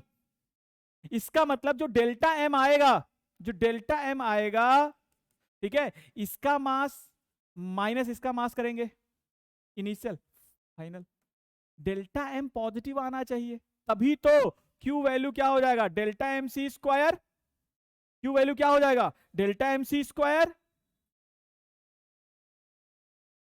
बोलो भाई, देखो यहां पे तो ये वाला मास कम है और ये वाला मास ज्यादा हो गया, जबकि मास कम होना, स्टेबल, अगर कोई रिएक्शन स्टेबल की तरफ जाएगा तो मास कम होगा ना, उसका मास एनर्जी के फॉर्म में कन्वर्ट होगा, तो मास कम होना चाहिए, जबकि यहां पर मास बढ़ जा रहा है, यहां पे मास बढ़ रहा है।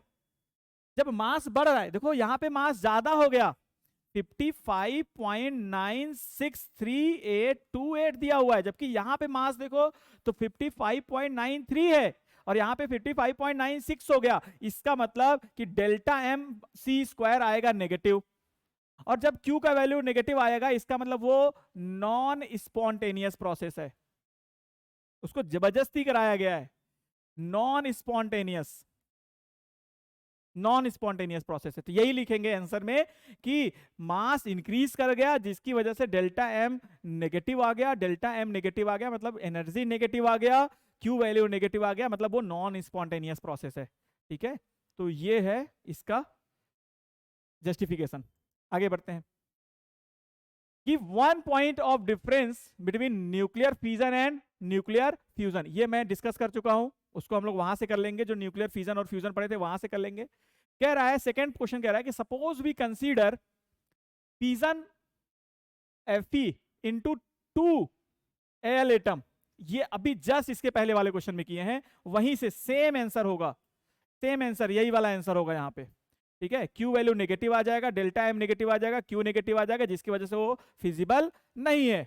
फिर क्या कह रहा है देखो, so that you can not spontaneously emit a proton. चलो, ये कह रहा है कि प्रोटॉन इमिट नहीं कर सकता, वो स्पॉन्टेनियसली प्रूफ करो। तो देखो यू 92 238 ये कन्वर्ट हो जा रहा है PA 91 237। यहां से एक कम हुआ और यहां से एक कम हुआ, मतलब टोटली कितने कम हुए, एक प्रोटॉन कम हो गया, एक प्रोटॉन कम हो गया। तो एक प्रोटॉन को ऐसे लिखते हैं, प्रोटॉन को ऐसे लिखते हैं भाई, ठीक है। अब क्या करेंगे, इसको दिखाना है कि ये स्पॉन्टेनियस नहीं है। तो इसका मास दिया हुआ है, देखो कितना है, तो इसका मास दिया हुआ है, तो इसका मास लिख लो, एम इनिशियल लिख लो, कितना होगा 238.05079। और इसका मास दोनों का ऐड कर लो, ये मास और ये मास दोनों को ऐड करके टोटल मास बताओ फाइनल। तो दोनों को ऐड करो, तो 1 और 3 कितना हो जाएगा 4, 8 और 2 कितना हो जाएगा 10, और 7 और 1 कितना हो जाएगा 8, और प्लस 1 9, 0 5 हो जाएगा 5 0 0, ठीक है 0, ये 1 और ये 7 8, तो 238, ये हो जाएगा 238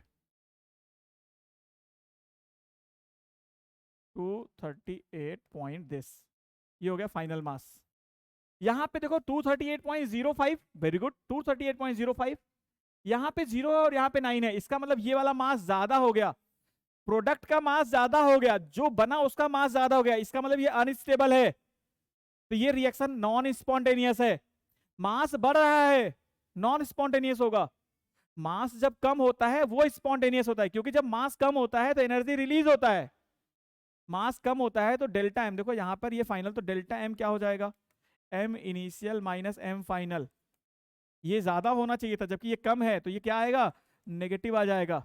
तो एनर्जी क्या आएगा, जो क्यू वैल्यू है वो क्या आएगा, जो क्यू वैल्यू है वो डेल्टा एम सी स्क्वायर, तो ये भी क्या आएगा नेगेटिव। अगर नेगेटिव आया इसका मतलब नॉन स्पॉन्टेनियस।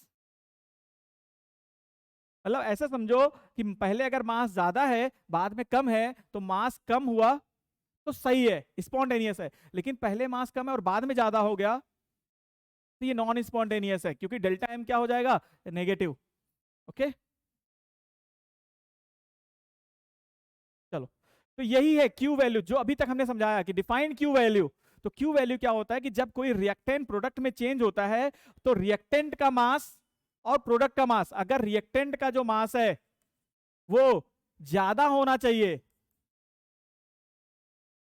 और प्रोडक्ट का मास अगर कम है, इसका मतलब डेल्टा एम हो जाएगा m reactant minus m product. अगर ये ज्यादा है और ये कम है तो ये आएगा पॉजिटिव, तो क्यू वैल्यू हो जाएगा डेल्टा एम सी स्क्वायर, और ये हो गया पॉजिटिव मतलब स्पॉन्टेनियस। और अगर इसी का उल्टा सोचो कि एम रिएक्टेंट कम है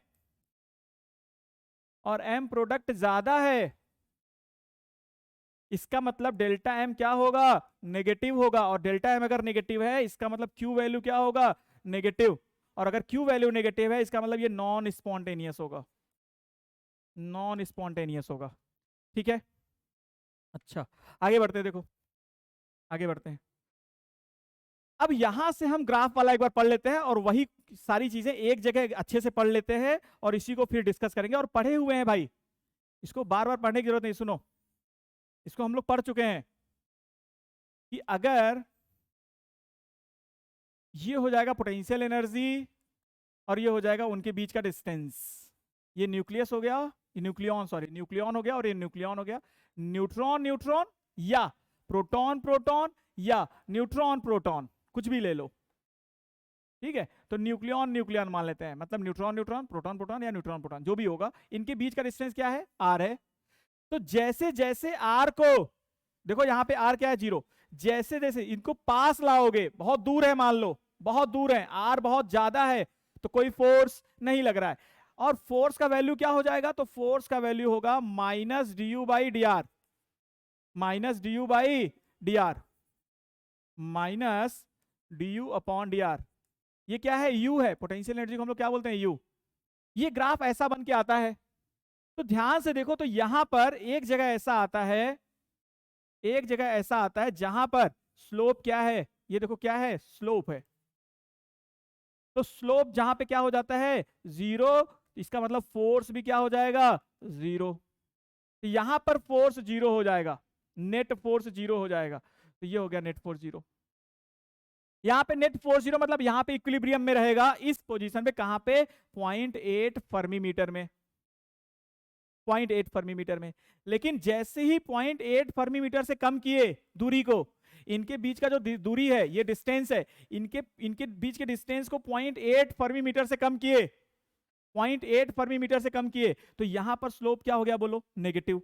और स्लोप अगर नेगेटिव है, स्लोप नेगेटिव है, तो माइनस ऑफ माइनस कर दोगे तो क्या हो जाएगा, प्लस।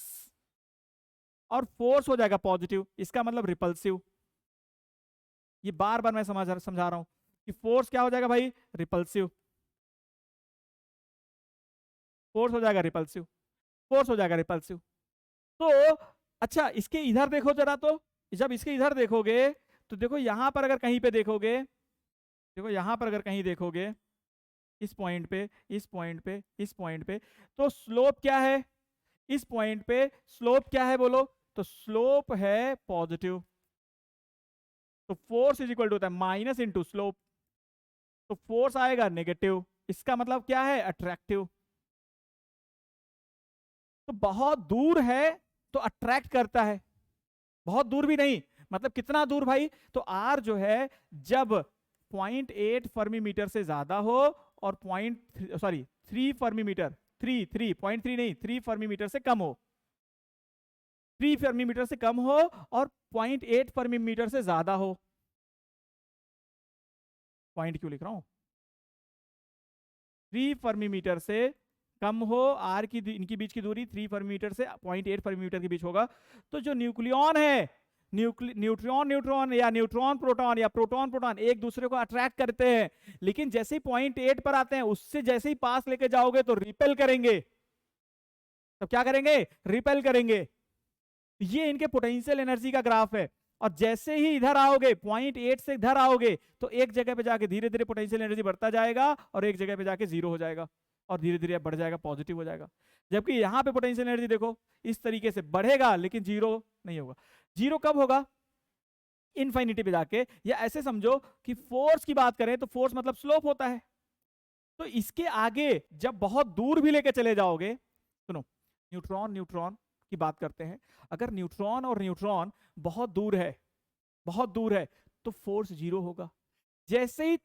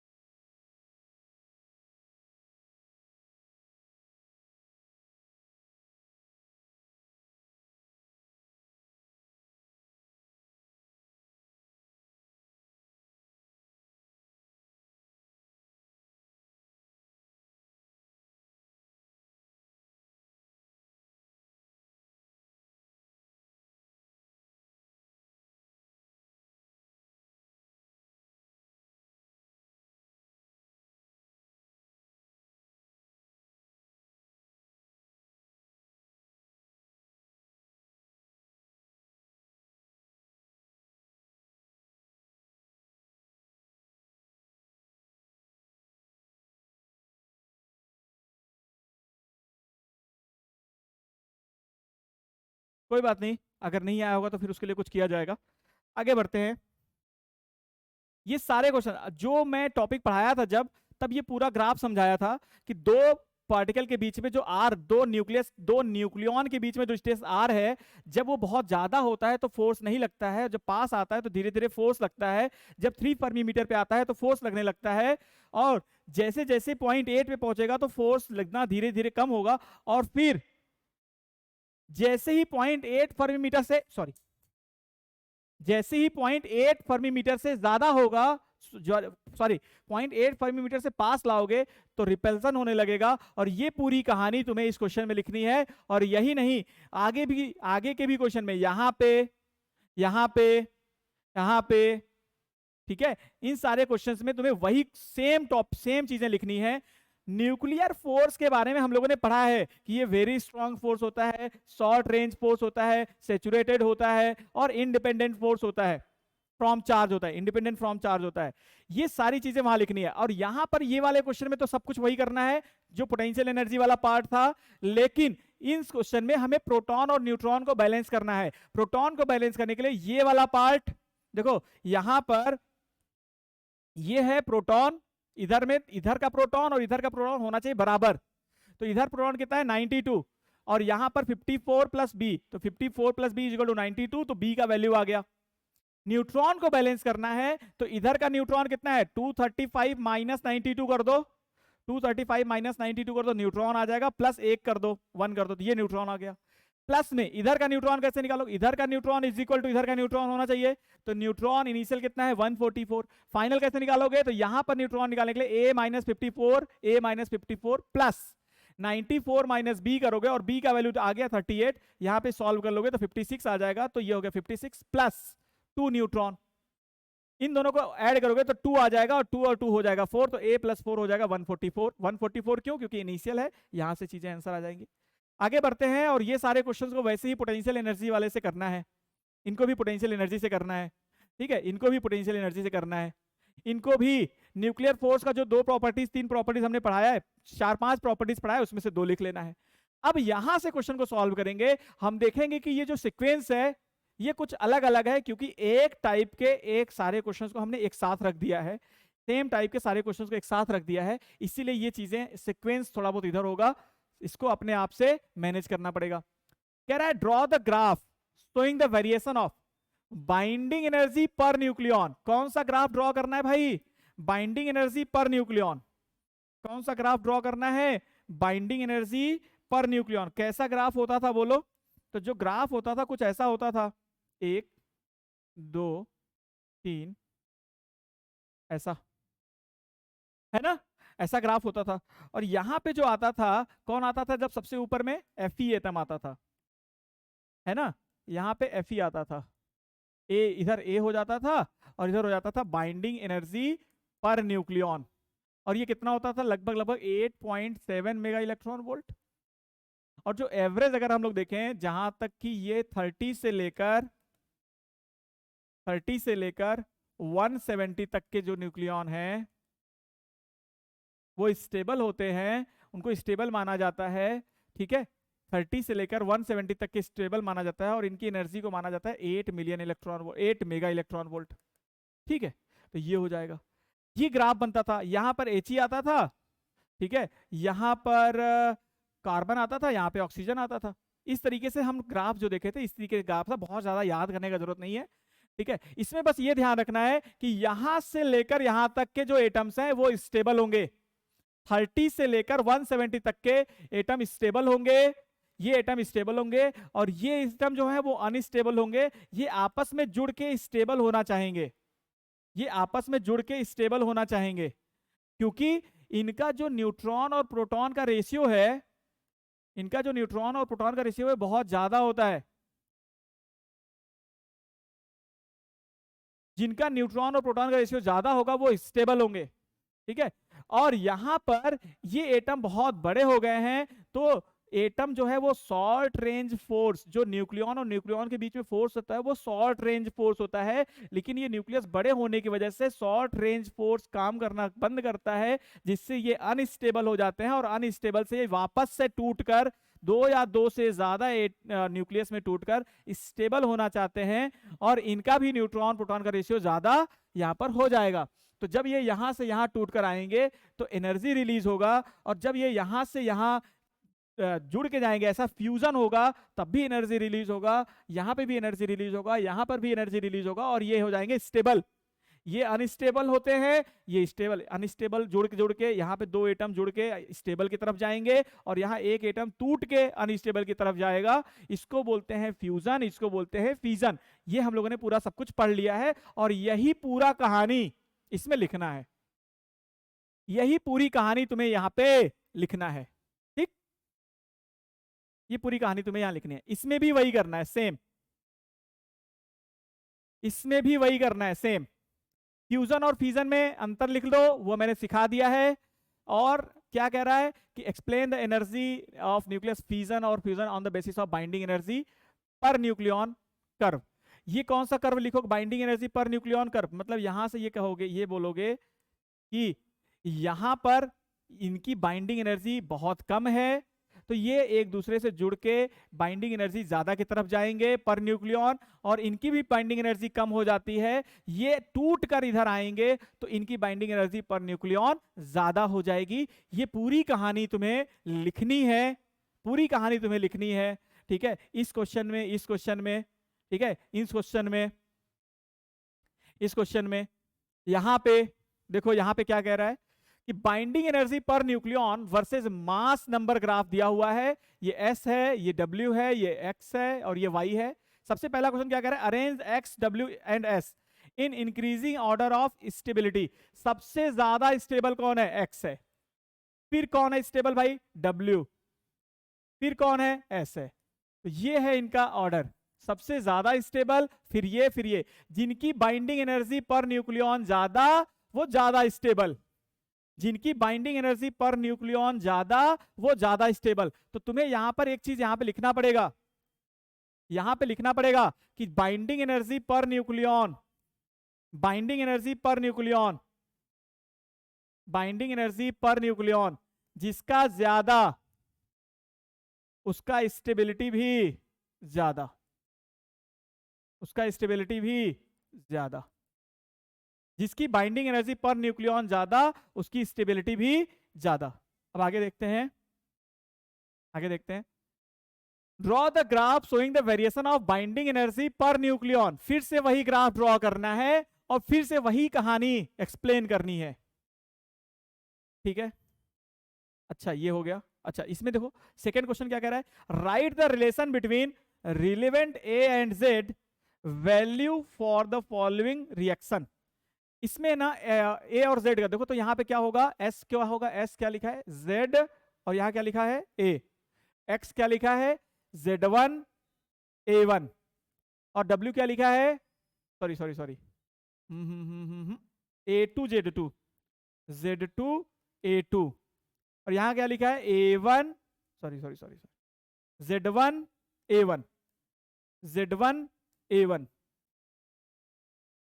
ठीक है, तो बताओ कि क्या लिखना चाहिए? तो बताओ, इधर के प्रोटॉन, इधर के प्रोटॉन से इधर का प्रोटॉन इज इक्वल टू इधर का प्रोटॉन, तो क्या लिखोगे? Z is equal to Z1 plus Z2।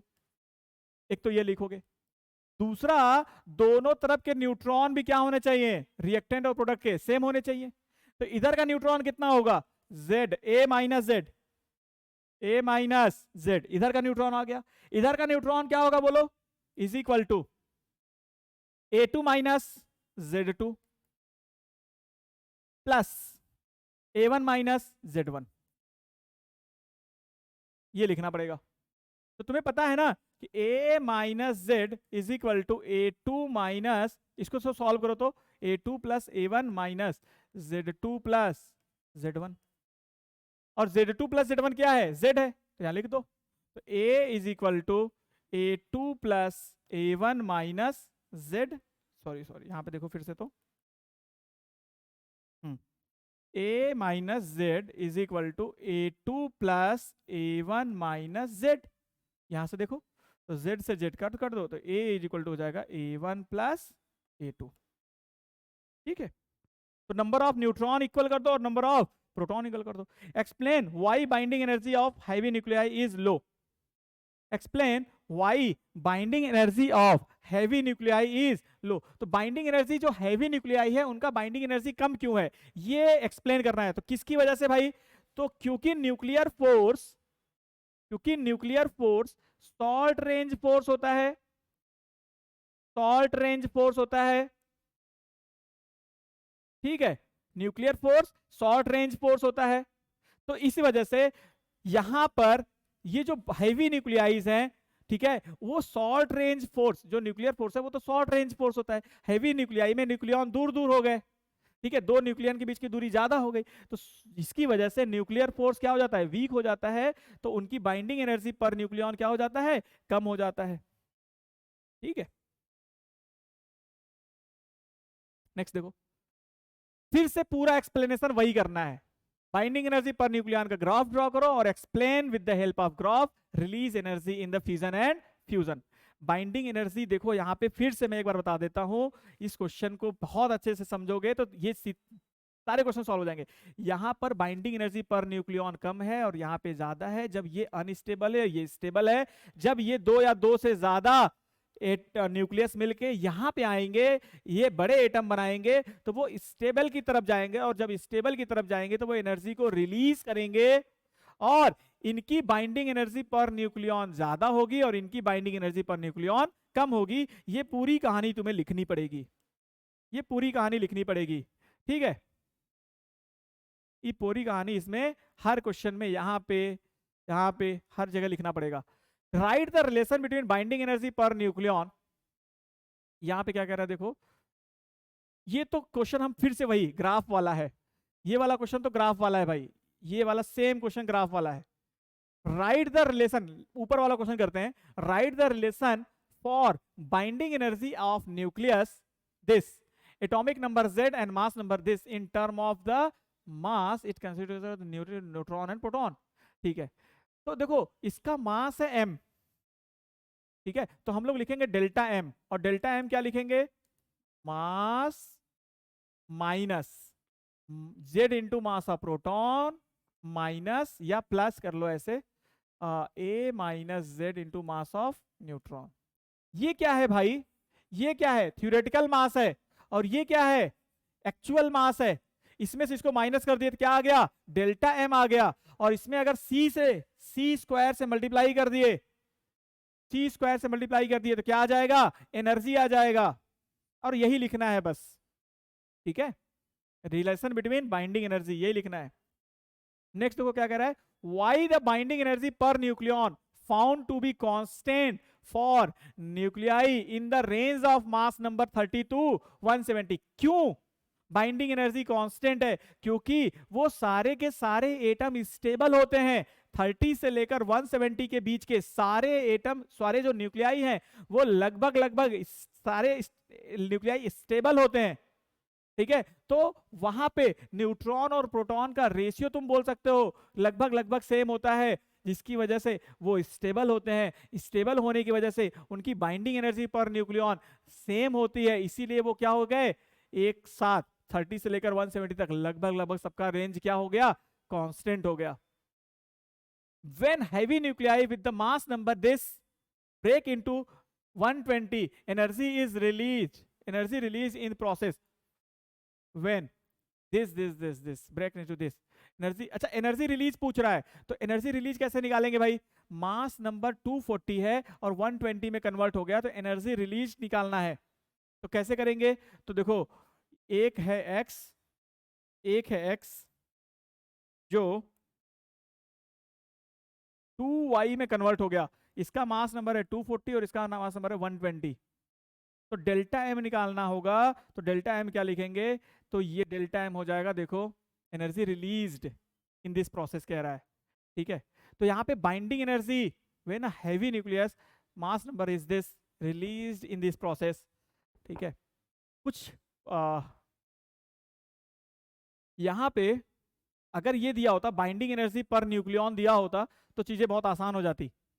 अगर यहाँ पे बाइंडिंग एनर्जी पर न्यूक्लियन दिया होता तो चीजें आसान हो जाती, ठीक है। तो यहाँ जैसे ये हम लोग क्वेश्चन ऐसा कर चुके हैं, ये वाला क्वेश्चन हम लोग सॉल्व कर चुके हैं यहाँ पे, देखो 240 एंड 120 वाले क्वेश्चंस कर चुके हैं, और वही क्वेश्चन है यहाँ देखो, देखो यहाँ पे 240 और 120, यहाँ पे बाइंडिंग एनर्जी पर न्यूक्लियॉन दिया हुआ था, जिससे ये सॉल्व करना इजी हो गया। तो इस क्वेश्चन में थोड़ा मुझे प्रिंटिंग मिस्टेक लग रहा है, बाइंडिंग एनर्जी पर न्यूक्लियॉन देना चाहिए था, बाइंडिंग एनर्जी पर न्यूक्लियॉन देना चाहिए था, ठीक है। यहाँ पे आ जाओ, कहाँ पे, यहाँ पे बाइंडिंग एनर्जी पर न्यूक्लियॉन देना चाहिए था, ओके। तो इसी वजह से, ठीक है, तो या तो ऐसे लिख लो कि इसका मास है, initial mass m initial minus m final into 2, इसका मास मान लो m फाइनल इंटू 2 कर लो, तो डेल्टा m आ जाएगा, तो एनर्जी हो जाएगा delta mc square, delta m आ जाएगा समथिंग, यही लिख लोगे, सेम यही लिखना भी है, और एनर्जी इज इक्वल टू लिखोगे डेल्टा m c स्क्वायर, ठीक है। तो ये हो जाएगा, थोड़ा अधूरा क्वेश्चन लग रहा है, या हो सकता है मुझे क्लिक ना कर रहा हो ये, ओके। चलो आगे बढ़ते हैं। हाँ, फिर से वही क्वेश्चन आ गया, तो दैट द डेंसिटी ऑफ, ये तो तुम्हें वही, तुम्हें ग्राफ बनाना पड़ेगा और उसको समझाना पड़ेगा, पूरा का पूरा एक चीज पूरा एक्सप्लेन करना पड़ेगा, जो अभी ग्राफ मैंने सिखाया था वही graph. so that the density of nucleus over a wide range of nuclei is constant and independent of A, ये भी अभी मैंने प्रूफ करा दिया है, R लिख लो, V लिख लो, M लिख लो, फिर डेंसिटी को क्या लिख लो, M अपॉन V, तो यहां पर A नहीं आता है, ये क्वेश्चन अभी इसके पहले करा चुका हूं, उसको देख लोगे आंसर हो जाएगा। ये तुम्हारा कंप्लीट हो गया, ये तुम्हारा कंप्लीट PYQs हो गया भाई, ठीक है। आज के लिए बस इतना ही, आपकी तरह मैं भी उदास हूं, ठीक है, दिल दुखा है लेकिन दिल टूटा तो नहीं, ठीक है, तो मायूस होने की जरूरत नहीं है ना। फिर मिलेंगे नीट के PYQs के साथ, और कमेंट करके बताओ कि नेक्स्ट चैप्टर कौन सा चाहिए।